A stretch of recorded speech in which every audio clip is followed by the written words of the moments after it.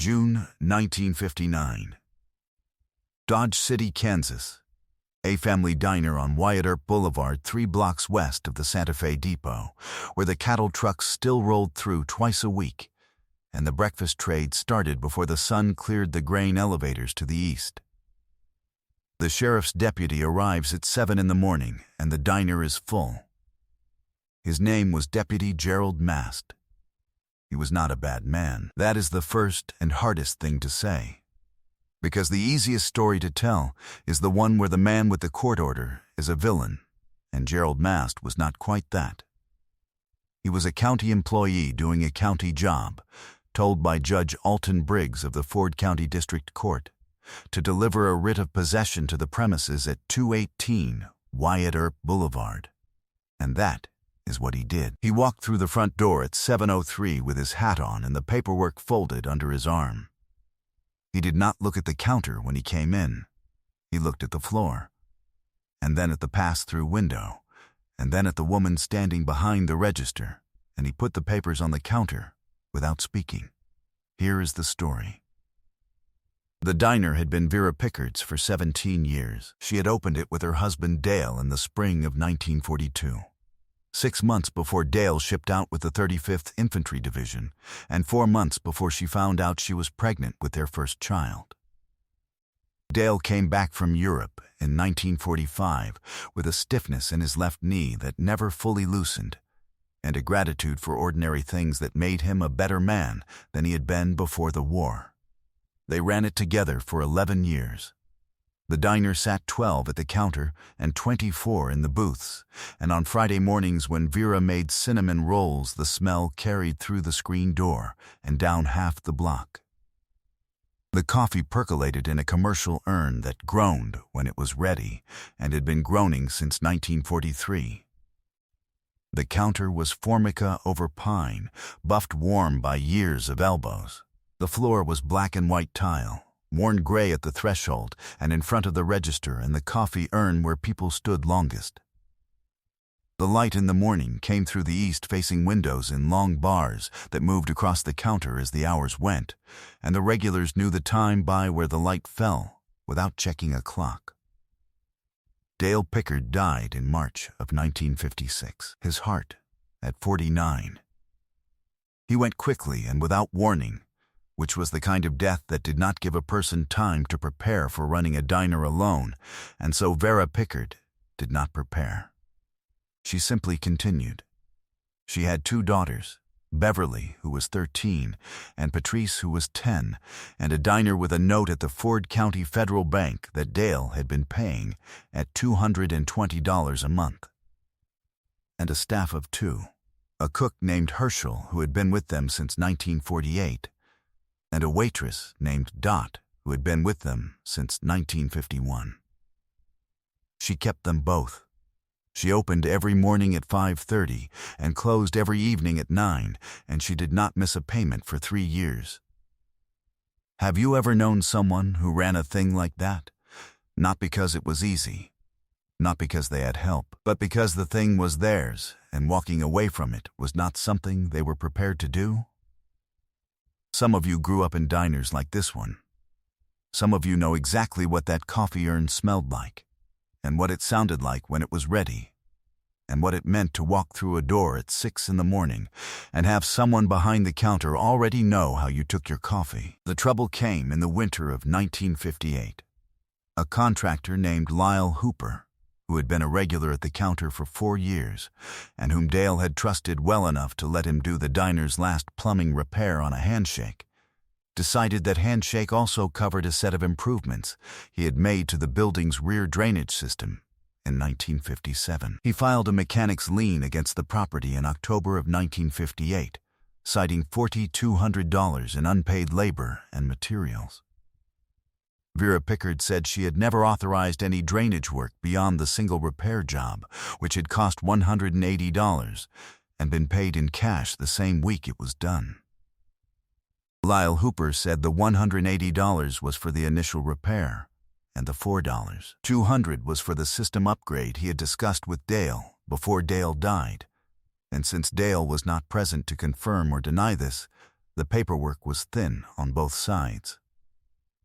Judge Alton Briggs of the Ford County District Court heard the case in February of 1959. He was a careful and fair man in most respects. But he ran a county where contractors needed to know their liens would be enforced. And the lien had been properly filed, and Vera Pickard's counter-evidence was a canceled check for $180 and her own testimony.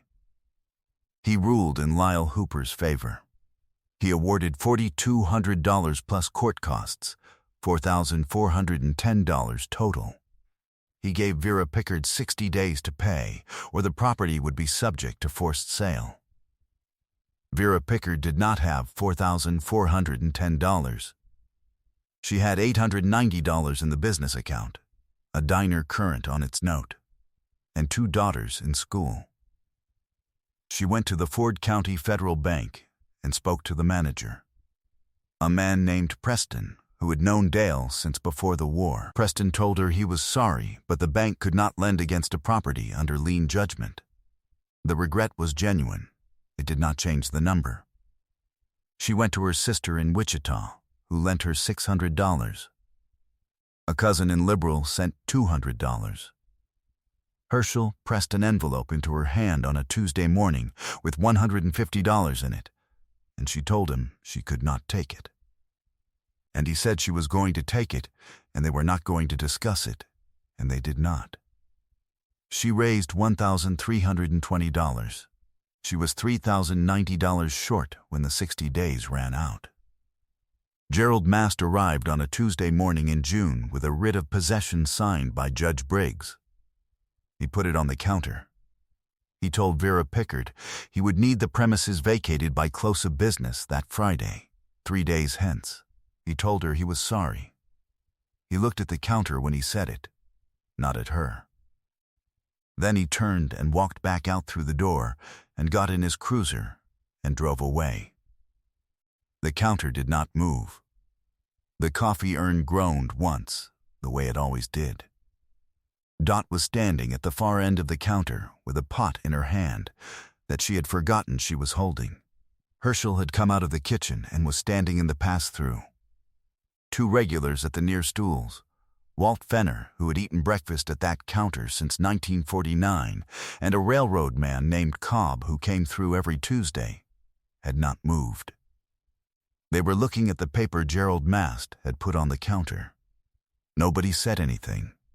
Nobody moved. You know what a room feels like in that moment, when the wrong thing has just been made official, and the people who have been watching it happen are still deciding whether what they witnessed was real. Where are you watching from? Drop your state in the comments. I want to see how far this story reaches.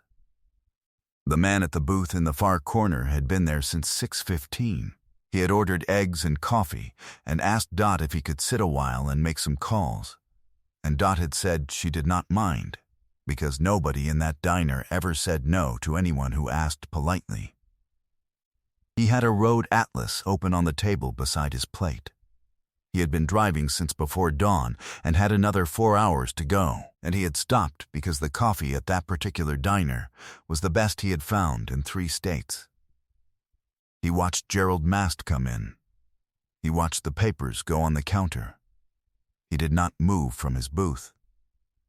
He watched it the way a man watches something he is still measuring, turning it over, looking at every side before he puts it down. He watched Vera Pickard pick up the writ and read it. Her face did not change.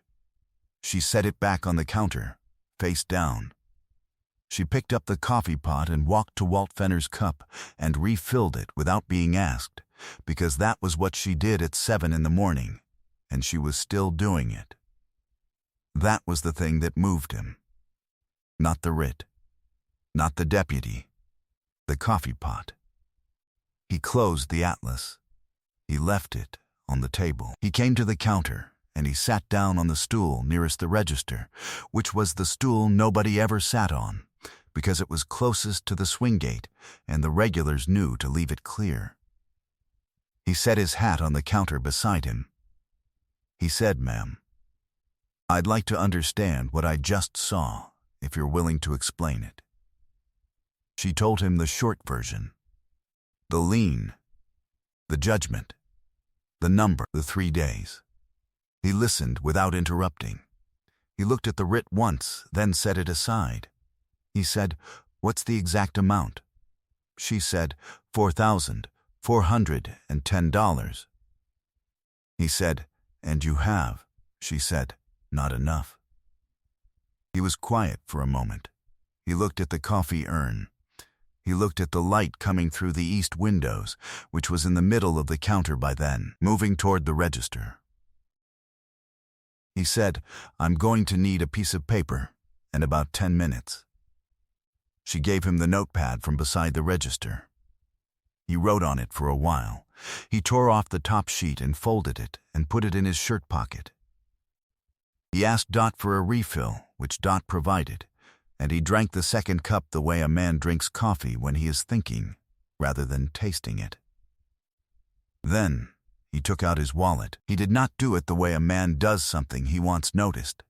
He did it the way a man does something he has already decided, the way a man does something he has done enough times that the doing of it is the statement. He counted out $9,000 on the Formica counter in front of Vera Pickard, and he set his hand flat on top of the stack when he was done. He said, "The judgment is $44.10. The rest is for the note, so Preston at the bank has no reason to look sideways at this property for the next 4 years." Vera Pickard has not moved. Her face has not changed. She is looking at the money, and she is not looking at him. He said, "It is not a gift. It is a loan at no interest, repayable whenever you decide to repay it. And if you never decide, then I will consider the coffee this morning to have covered it." She said, "I can't." He said, "You can." 1 sentence. Then he picked up his hat. She said, "I don't know your name." He said, "You don't need it." He set $2 beside the coffee cup, which was 10 cents, and he picked up the atlas from the booth table on his way out, and he went through the door, and he was in his truck and gone, before Herschel had come fully out of the kitchen. Vera Pickard paid Lyle Hooper's judgment that same morning. She walked to the Ford County Courthouse with the cash in a brown envelope and put it across the clerk's counter and asked for a receipt and received one. She paid 4 months of the diner's note in advance that same afternoon, which cleared the account through October and gave Preston at the Ford County Federal Bank nothing to look sideways at. She kept the courthouse receipt in the cash drawer for 6 weeks, until she decided it was safe to move it, and then she put it in the strongbox on the shelf in the back office with the diner's other important papers. She ran the diner for 19 more years. Beverly finished school and went to Emporia State and came back to Dodge City in 1965 and took the register on Saturdays, and then more days than that, because she had grown up in that diner, and she knew every regular by name.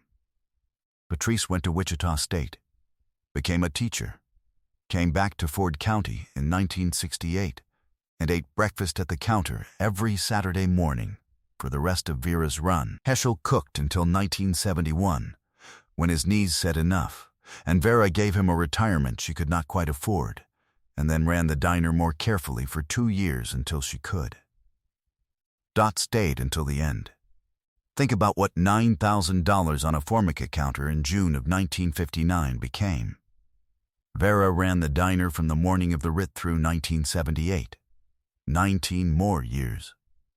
That is 19 years of breakfast trade in Dodge City, cinnamon rolls on Friday mornings, Walt Fenner at his stool, the coffee urn groaning when it was ready, the east light moving across the counter as the hours went. Beverly coming back. Patrice at Saturday breakfast. Herschel cooking until his knees said enough. The judgment against the diner was $4,410. The man put down $9,000 so the judgment would not be the last problem, and Vera Pickard knew what to do with room to breathe. She had known since 1956 and had been proving it every morning since. On the east wall of the back office at 218 Wyatt Earp Boulevard, a bookkeeping firm now since 1991, there is a single nail in the plaster above where a shelf used to be. Someone who worked there in the 90s hung a framed photograph on that nail before learning the building's history, and then learned the history and left it. The photograph shows the diner counter in 1963, taken from the door looking in, stools occupied, coffee urn at the far end, east light coming through the windows across the formica. Dot is behind the counter, reaching for a cup. Beverly is at the edge of the frame, turned toward a customer. Vera is not in the photograph. She was behind the camera. She was always behind the camera. The afternoon light still comes through the back office window at a certain angle and lies across the photograph for a while before it moves on. If you walk through Dodge City and find yourself on Wyatt Earp Boulevard, the building is 3 blocks west of the depot, the tan brick one with a dark green awning. The bookkeeping firm keeps regular hours. If you ask the woman at the front desk about the photograph on the east wall of the back office, she will tell you what she knows, which is most of it. The nail is the original nail. The photograph has not moved. Some of you have known someone who kept something going that should have closed, not because they had help, not because it was easy, but because closing was not a thing they were willing to do. This story belongs to them. John Wayne never told anyone. Not what was in the wallet. Not the address on Wyatt Earp Boulevard. Not the name Vera Pickard. He was 4 hours east before the diner opened for lunch, and he did not speak of Kansas to anyone on that trip or any trip after. There is no letter. There is no record. What is known is what Beverly wrote down 40 years later, after Vera died, working from the story Vera had told her twice. Once when Beverly was old enough to understand money, and once when Vera was old enough to know the story needed to outlast her. Beverly wrote it in the back of the household ledger she kept, because she had watched her mother keep one, and she understood that the things worth keeping needed to be written before they were lost. A man sat in a booth with a road atlas and ordered eggs. He watched a deputy put a piece of paper on a counter. He watched a woman pick up a coffee pot and refill a regular's cup like it was any other morning. He folded his atlas. He came to the counter. He counted out $9,000 and set his hand on top of it and said one sentence, and then he picked up his hat and he left. He did not look back. He did not wait for the thank you. He lifted one hand out the window of the truck as he pulled from the curb, easy, loose. The way a man raises a hand to answer a question he already knows the answer to. And then, he was gone. That is most of how it ever got out at all. If this story meant something to you, subscribe. There is another one like it every week. And unfortunately, they don't make men like John Wayne anymore.